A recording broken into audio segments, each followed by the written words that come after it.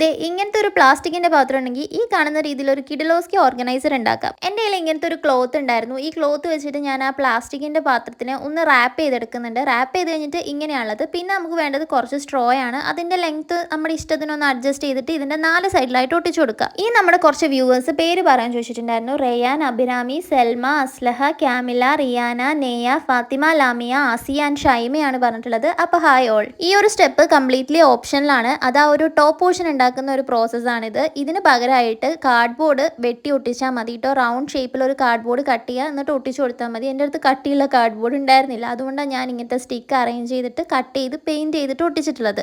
ഇനിയൊരു റൗണ്ടിനെ അതിൻ്റെ ടോപ്പ് പൊസിഷനിൽ വെച്ച് ഒട്ടിച്ചു കൊടുക്കുക. നല്ല ക്യൂട്ടായിട്ടുള്ള ഒരു ഓർഗനൈസറാണിത്. ആ ഒരു അടിഭാഗത്ത് നമുക്ക് അത്യാവശ്യം വെയിറ്റ് ഉള്ള എല്ലാ ഐറ്റംസും ഇടാനായിട്ട് പറ്റും. ടോപ്പിൽ കുറച്ച് വെയിറ്റ് കുറഞ്ഞ ഐറ്റംസ് ഒക്കെ ഇട്ട് കൊടുക്കുക. അപ്പോൾ ഫൈനൽ ലുക്ക് വരുന്നത് ഇങ്ങനെയാണ്. എനിക്ക് നല്ല ഇഷ്ടമായിട്ടുണ്ടായിരുന്നു. ഈ ഒരു ഓർഗനൈസറിൻ്റെ സൈസ് കൂട്ടും കുറയ്ക്കുകയൊക്കെ ചെയ്യുക അടിയിലെടുക്കുന്ന ഒരു പാത്രത്തിൻ്റെ സൈസിനെ ഡിപ്പെൻഡ് ചെയ്തിട്ട്. അപ്പോൾ വലിയ പാത്രം എടുക്കുകയാണെങ്കിൽ വലിയ ഓർഗനൈസർ കിട്ടും. പിന്നെ ഞാൻ കുറച്ച് ക്യൂട്ടായിട്ടുള്ള ഐറ്റംസ് ഒക്കെ വെച്ച് കൊടുത്തിട്ടുണ്ടായിരുന്നു. നിങ്ങൾക്ക് ഇഷ്ടമുള്ള രീതിയിൽ ഇതിനെ അറേഞ്ച് ചെയ്യാം.